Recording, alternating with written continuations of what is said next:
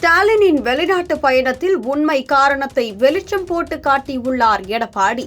தமிழ்நாட்டின் முதலமைச்சர் ஸ்டாலின் ஜெர்மனி மற்றும் இங்கிலாந்து நாடுகளுக்கு மேற்கொண்ட சமீபத்திய வெளிநாட்டு பயணம் தொழில் முதலீடுகளை ஈர்ப்பதாக திமுக தரப்பு சொன்னாலும், அதிமுக பொதுச் செயலாளரும் எதிர்க்கட்சி தலைவருமான எடப்பாடி கே பழனிசாமி அதை கடுமையாக விமர்சித்து, இது குடும்பத்துடன் செய்யப்படும் சுற்றுப்பயணமாகவும், லஞ்ச பணத்தை வெளிநாட்டில் முதலீடு செய்யும் முயற்சியாகவும், மக்களின் வரி பணத்தை வீணடிப்பது போன்றதாகவும் குற்றம் சாட்டியுள்ளார்.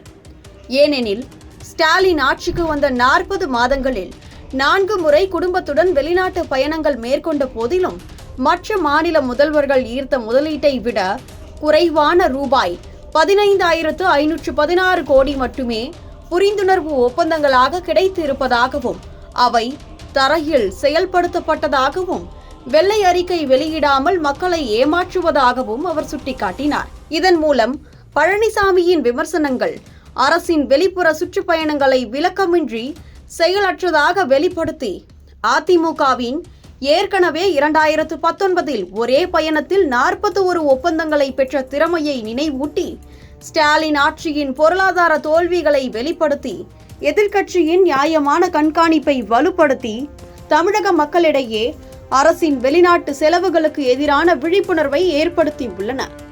மேலும் கடந்த திமுக ஆட்சியில் ஸ்டாலினை பலமுறை அதிமுகவை பார்த்து வெள்ளை அறிக்கை வெளியிடுமாறு பேசிய வீடியோவும் சமூக வலைதளங்களில் வெளியாகி திமுக அரசுக்கு பெரும் தாக்கத்தை ஏற்படுத்தியுள்ளது.